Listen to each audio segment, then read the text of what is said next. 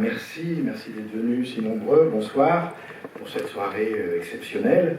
D'ailleurs, vous avez vu cette bande-annonce qui a été faite par Olivier Gonor, que je salue, qui vous indique que vous pourrez voir jusqu'à la fin du mois, jusqu'au 1er août, l'intégralité de la filmographie de Paul Verhoeven, et on est très très content de pouvoir vous la montrer. Encore une fois, je remercie chaleureusement le High Film Museum, qui est un peu l'équivalent de la Cinémathèque aux Pays-Bas, de nous avoir donné accès à des films extrêmement rares de Paul Verhoeven. Je voulais aussi remercier une fois de plus l'ambassade des Pays-Bas et saluer dans la salle la présence de son Excellence l'ambassadeur. On peut le saluer. Il nous a beaucoup aidé aussi à organiser cette rétrospective. Alors vous allez voir ou revoir Basic Instinct. Alors, qui le voit pour la première fois? Ah ouais, c'est bien. Je ne vais pas trop en dire, mais vous allez voir en tout cas un film qui a inventé à tout jamais, c'est un thriller érotique, mais c'est aussi un film qui invente à tout jamais une icône érotique du cinéma. Et c'est sans doute parmi les films de Verhoeven celui où on voit de la façon la plus claire comment se comporte un prédateur, ou plutôt une prédatrice, qui utilise tous les moyens à sa disposition, non seulement pour survivre, mais pour prendre le pouvoir. C'est un peu le sujet de tous les films de Paul Verhoeven, mais je ne vais pas, moi, vous en parler. Je vais laisser la parole à Paul Verhoeven. Merci de l'accueillir.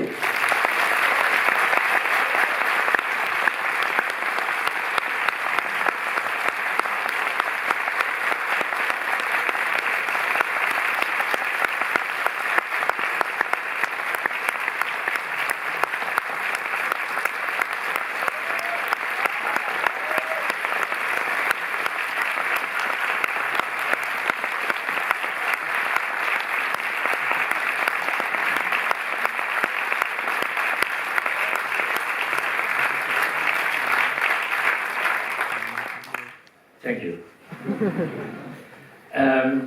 I think the movie speaks for itself, so I'm not going to tell you anything about the movie, the story or whatever, but I thought I should just give you a little bit background how it all came together. Je pense que le film parle de lui-même, et donc je ne vais pas vous en raconter ni l'histoire, ni quoi que ce soit, mais j'ai pensé venir vous proposer d'écouter certains éléments qui sont arrivés pour la préparation du film.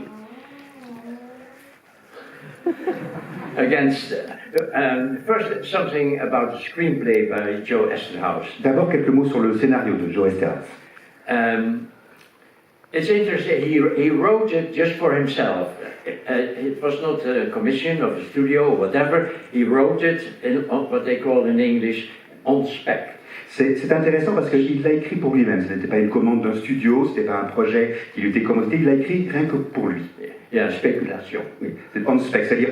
That means that he's the owner of the script, and then he can go on the market to sell it. Ça veut dire qu'il était donc propriétaire de son travail, de scénario, et il pouvait aller le mettre sur le marché et essayer de vendre son scénario. Now, what was so different from all the other movies that I've been working on, that the script was perfect.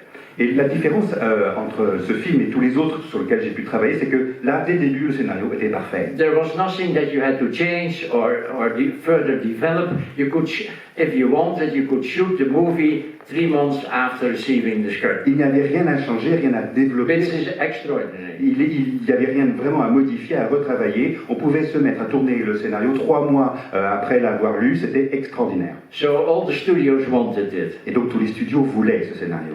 And so he brought it on the market, and they started with 300,000. Et donc il l'a mis sur le marché, et les premières offres ont été à $300,000.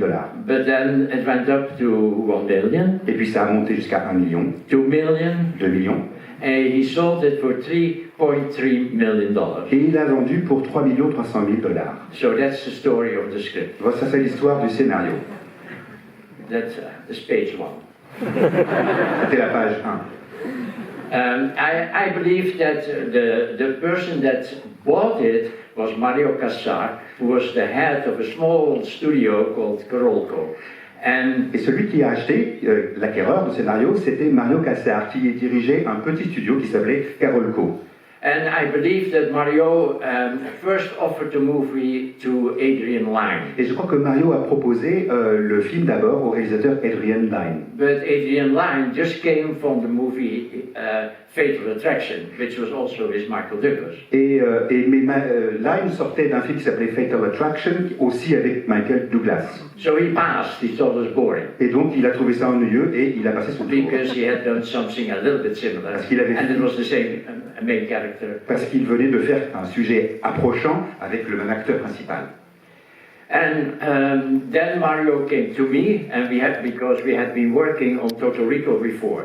Mario s'est donc tourné vers moi. On avait bien sûr déjà collaboré sur Total Recall.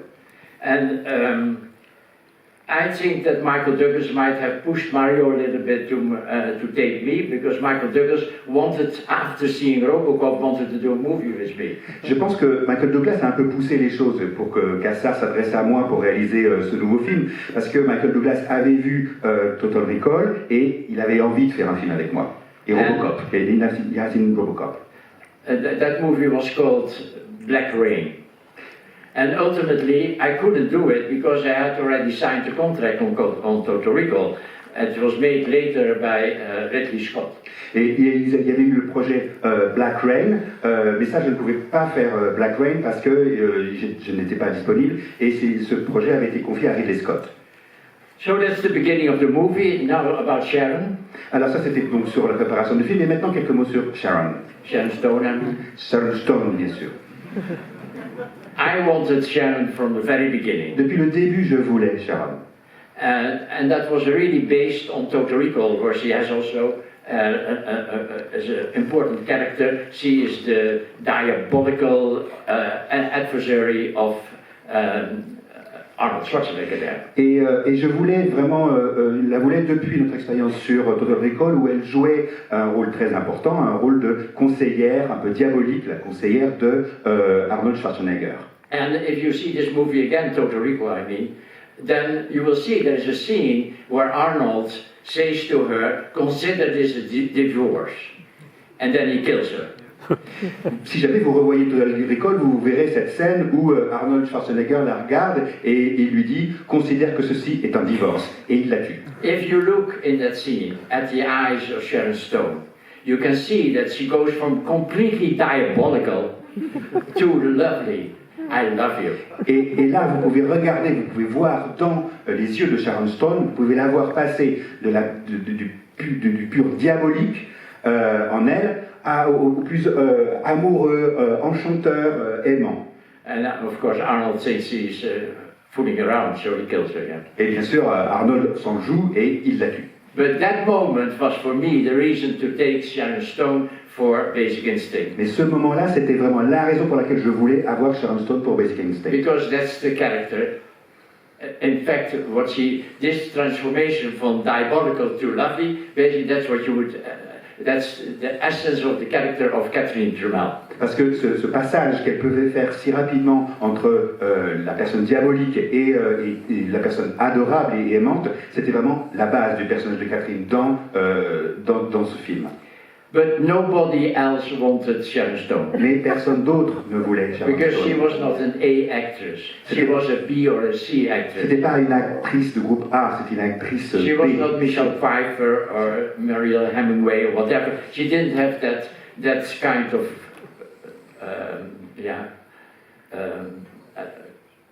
how you call that? C'était pas Michelle Pfeiffer, c'était pas Marielle Hemingway, c'était pas une actrice. Wait, you could say. Elle n'avait pas cette puissance. So the studio, à Hollywood, le studio, the producer, les producteurs, Michael Douglas, didn't want her. Il ne voulait pas d'elle. So I was forced to go to all the other actresses. Alors il a fallu que je voie. And a lot of them, like Michelle Pfeiffer at that time, were very interested in the project. Il a fallu donc que j'aille voir quelles autres actrices du groupe A, si vous voulez, acceptent le film. Il y en avait pas mal, comme Michelle Pfeiffer, qui était intéressée par le rôle. But they didn't want to do the scenes as Joe Esterhaus had written. Mais elle ne voulait pas jouer certaines scènes telles que Joe Esterhaus les avait écrites. I'm talking about the sex scenes. Je parle des scènes de sexe. So one after the other came in, and when they asked, well, I'm not going to do it like Britain is, we're going to tone it down. And then I said, no, it will be worse. L'une après l'autre, ces comédiennes venaient vers moi et me disaient, est-ce que ça va vraiment être tourné comme c'est écrit? Je pense pas, je pense qu'il va falloir qu'on mette les choses un petit peu plus, qu'on baisse un peu d'un ton. Et j'ai répondu, non, on va écrire, on va y travailler, mais non. So ultimately, everybody said, every actress said no. Et donc, au final, toutes les actrices de la liste A ont refusé le rôle. So after 2 months, basically, I succeeded in convincing Michael Douglas, notably, and the studio, and the producers that it had to be Sharon Stone. Et donc, je suis arrivé par la suite, quelques mois après, à convaincre Michael Douglas, surtout lui, et puis les producteurs et le studio, de l'engager elle. So that's, I think, nearly everything that you have to know. If you have questions, perhaps about that famous shot, where she opens her legs, so you see the vagina. Alors, je crois avoir tout dit sur le film que vous aviez besoin d'entendre. Maintenant, si jamais vous avez des questions, par exemple sur une certaine scène où elle écarte les jambes et où on voit son entrejambe. She has told many times that she didn't know that we're doing that shot. Sharon Stone a déclaré. I have a completely different memory about that. Sharon Stone a déclaré à nombreuses reprises qu'elle ne pensait pas du tout que ça allait tourner comme ça, et que ça s'était fait un peu sans elle. J'ai une toute autre version des choses, ça ne s'est pas du tout passé comme ça. In fact, it was based on a woman that, when I was a student at the university in Leiden, in Holland. Car ce mouvement de jambes est inspiré d'une jeune femme que je connais quand j'étais étudiant à Leiden, en Hollande. Her name was Isje Rozier.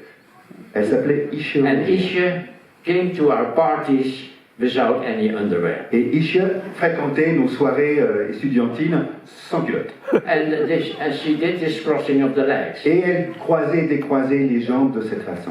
And my best friend, went up to her and said, "Are you realizing that when you open your legs, you see your vagina?" Mais est-ce que mon meilleur ami est allé la voir et lui a dit, mais est-ce que tu te rends compte que l'on peut voir ton vagin? And she responded, "Of course, that's why I do this." Et elle a répondu, mais bien sûr, c'est pour ça que je le fais. Well, that story I told to Sharon. C'est cette histoire que j'ai racontée à Sharon. And then I said, and in the script of Joe Esterhaus, it was already in the dialogue said that Catherine Tremel says herself, "Did you notice that I don't use any underwear?" Et même dans le scénario d'origine de Joe Esterhaus, c'était écrit, il y avait une ligne de son dialogue où elle disait, savez-vous que je ne porte pas de culotte? But that she would display it, her vagina, is not in the script. Mais c'est vrai que le fait que l'on puisse voir son entrejambe n'était pas dans le scénario, c'est vrai. So I asked her if it wouldn't be better if we would put that in the movie. Et j'ai demandé à Sharon, et peut-être que ce serait peut-être pas plus mal qu'on fasse ça dans le film, qu'on introduise ça dans le film. And she was delighted. Et elle était enchantée. That's the truth. Et ça, c'est la vérité. Good luck. I hope you have a nice evening. Bonne soirée. And à la prochaine fois.